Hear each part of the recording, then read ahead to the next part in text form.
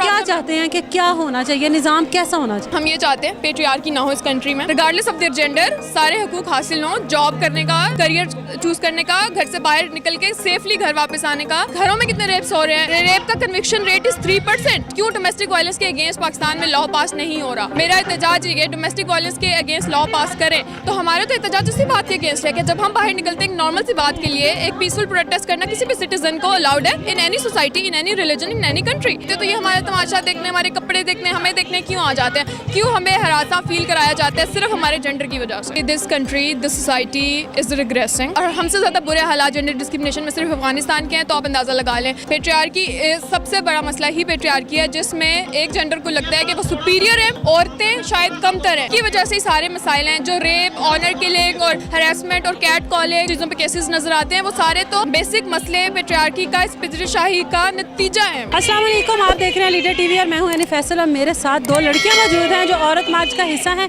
औरत मार्च में प्रोटेस्ट के लिए आई हैं। क्या मुतालबात हैं इनके, इन्हीं से जानते हैं। अस्सलाम वालेकुम। वालेकुम सलाम। क्या नाम है आपका? ज़िले हुमा। ज़िले हुमा। मुझे ये बताएं क्या करती हैं आप? मैं स्टैटिस्टिशियन हूँ, I work as data analyst. यहाँ पर आप औरत मार्च पर क्या एजेंडा लेकर आए? एजेंडा सच नहीं है, हमें बेसिक बुनियादी इंसानी हकूक़ चाहिए, पहली बात तो यह है।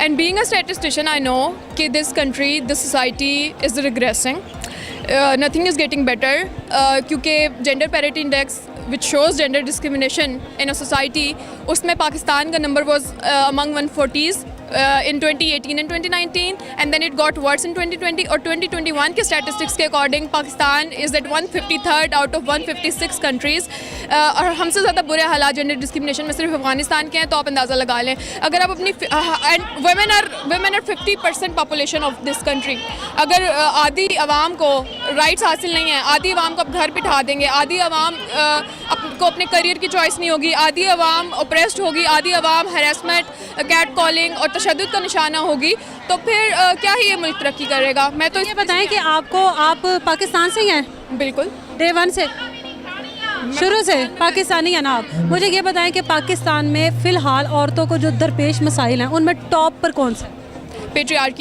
पेट्रियार्की सबसे बड़ा मसला ही पेट्रियार्की है, जिसमें एक जेंडर को लगता है कि वो सुपीरियर है, वो बढ़कर है, औरतें शायद कमतर हैं।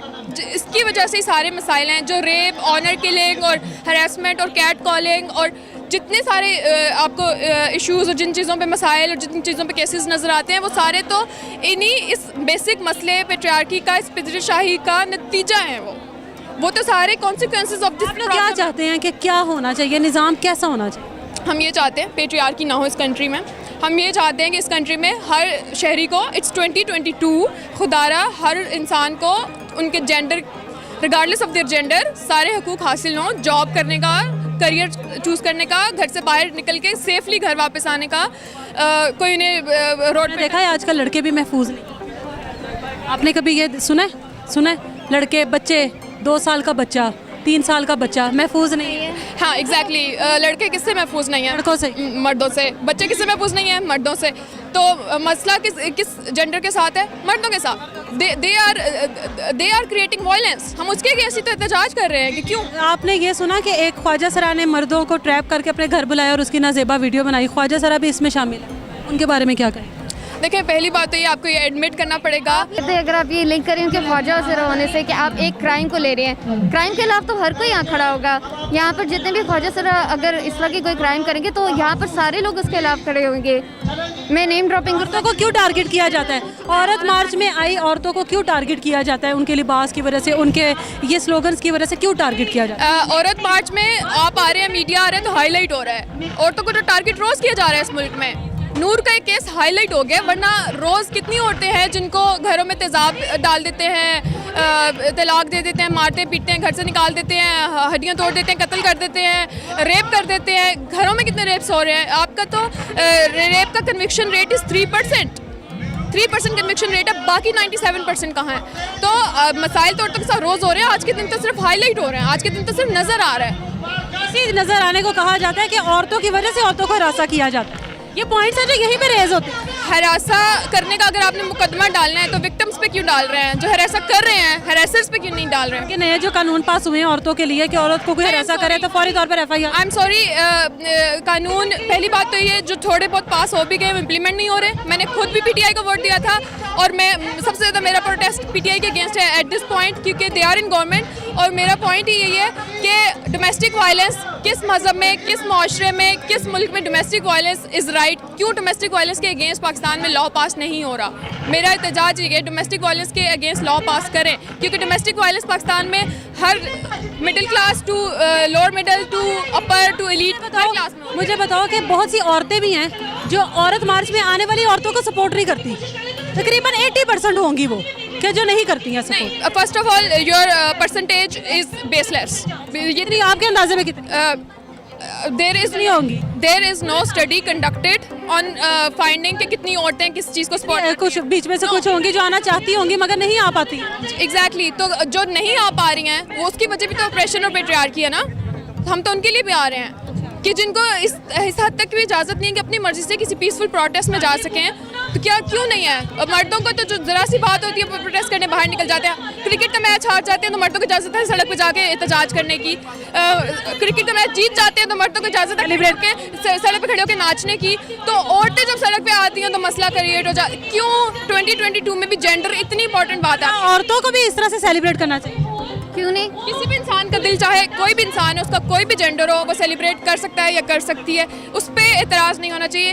क्यों एक मर्द जब चीज़ करता है तो नॉर्मल होती है, जब औरत करती है तो उसका किरदार, उसके कपड़े, उसकी ज़िंदगी जज होने लग जाती है। हम इस बात के अगेंस्ट एहतजाज कर रहे हैं बस। पॉइंट ऑफ व्यू से सोचिए कि आप जो कह रही हैं ये आपका कहा हुआ स्टेटस है, हालांकि इसके ऊपर कोई स्टडी नहीं हुई भी। अगर आप अग्री नहीं भी करते तो फिर भी वही मर्द हज़रात उन्हें आने नहीं देंगे इस प्रोटेस्ट के ऊपर। वो अपना माइंड मेकअप खुद नहीं कर सकती, वो लोगों की कही हुई बातें ना। आपको लगता है औरतों को आना चाहिए? मुझे लगता है सबको आना चाहिए। आपको यहाँ पर मर्द भी नजर आएंगे, आपको ख्वाजा सरा भी नजर आएंगे, हर वॉक ऑफ लाइफ से यहाँ पर जो सारे मर्द मौजूद हैं, क्या आपको लगता है कि वो इस एहतजाज का हिस्सा बनने आए हैं या किसी और वजह से आए हैं? आप तो हैं ना यहाँ पर। देखिए, we don't know intention of anyone, ठीक है? मुझे नहीं पता कौन किस इंटेंशन से यहाँ पर आया है। हो सकता है बहुत सारे लोग होंगे जो कि वाकई इस कॉज को सपोर्ट कर रहे हैं और बहुत सारे लोग होंगे जो शायद तमाशा देखने आए हैं। बहुत सारे लोग हैं जो कि सिर्फ हमें ही देखना है। तो जो लोग हमें ही देखने के लिए आए हुए हैं, तो हमारे तो एहतजाज उसी बात के अगेंस्ट है कि जब हम बाहर निकलते हैं एक नॉर्मल सी बात के लिए, एक पीसफुल प्रोटेस्ट करना किसी भी सिटीजन को अलाउड है in any society, in any religion, in any country. तो हम उस नॉर्मल सी बात के लिए भी आते हैं, तो ये हमारे तमाशा देखने, हमारे कपड़े देखने, हमें देखने क्यों आ जाते हैं? क्यों हमें हरासा फील कराया जाता है सिर्फ हमारे जेंडर की वजह से? बहुत शुक्रिया आपका। हमारे साथ ये दो बहुत खूबसूरत लड़कियाँ मौजूद थी जो इस औरत मार्च का हिस्सा हैं। इनके जो एजेंडे हैं, जो इस बार का इनका प्ले कार्ड आपके सामने है, जो इनकी ऐसी ख्वाहिशात हैं जो ये लेकर यहाँ पर आती हैं कि हम लोगों के वो तमाम एजेंडे, हम लोगों के तमाम वो मुतालबात को पूरा किया जाए। वो आप सबके सामने। मुझे इजाज़त दीजिए। अल्लाह हाफ़िज़।